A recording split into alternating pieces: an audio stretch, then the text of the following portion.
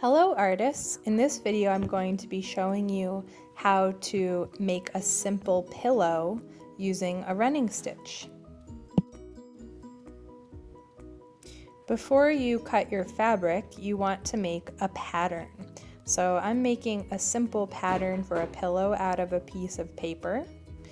I'm measuring. I'm going to make this one 5 inches across, so I'm marking the 5 at the top and the bottom of my paper. And then I'm going to connect those 2 points.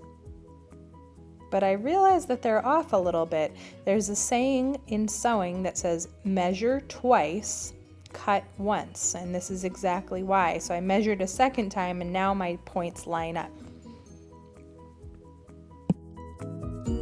Cut along that line, and now you have your pattern so that both sides of your fabric are the same size when you sew them together. Pin your pattern onto your fabric. When you use a pin, you have to push it through both the pattern and the fabric and then back up to the front so that it lays down flat. Then always cut from the edge of the fabric, not the center, so that we don't waste. Cut your fabric around the edges of your pattern. This is just a way that we measure things so that we end up with 2 pieces of fabric that are the same size and that line up when we sew them together.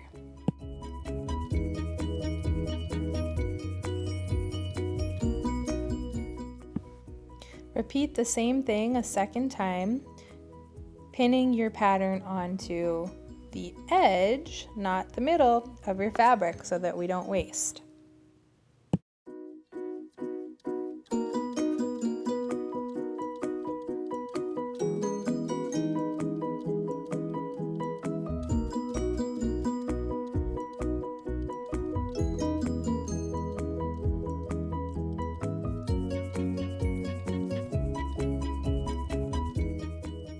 Because you used a pattern, now you have 2 pieces of fabric or 2 sides of your pillow that are the same size.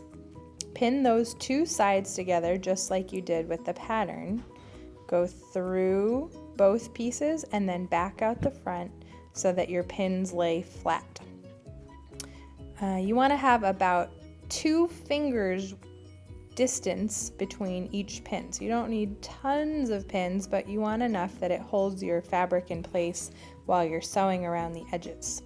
So there are different kinds of needles you can use, and you want to choose the right needle for your project. This is a plastic yarn needle. This is a metal blunt tip needle. And inside the needle book I have sharp metal needles. You can test them to see if they go through your fabric. A yarn needle doesn't sew through felt very easily. You might need to use a sharp one for that. Thread your needle. If you'd like to, you can use a paper needle threader and tie the knot in your thread. I'm not going to explain how to do this in this video, so if you haven't learned that skill yet, go to the Logan School Arts YouTube page and watch the video that's called Thread a Needle, Tie a Knot. And in that video I'll teach you specifically how to do this skill if you haven't learned it yet.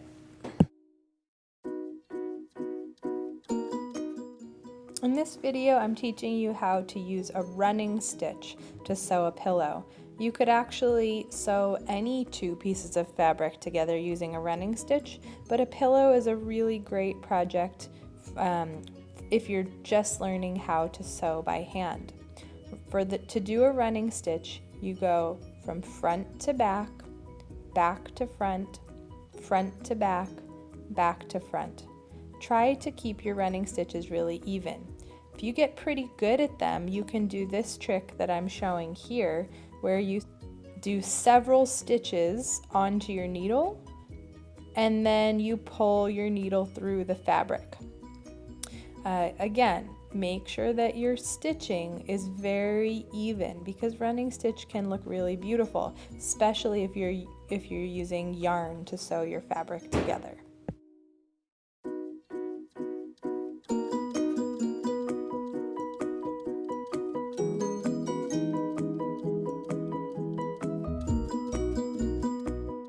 If you're making a pillow, leave one edge open so that you can stuff it. Stuffing is called batting. So you can take your pins out, put your batting inside, and try not to overstuff it.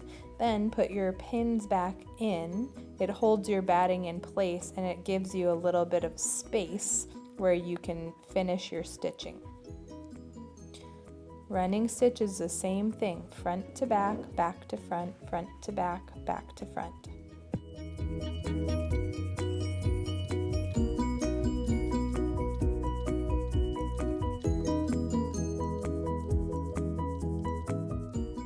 Very important, make sure that you have enough thread or yarn left over to tie your knot.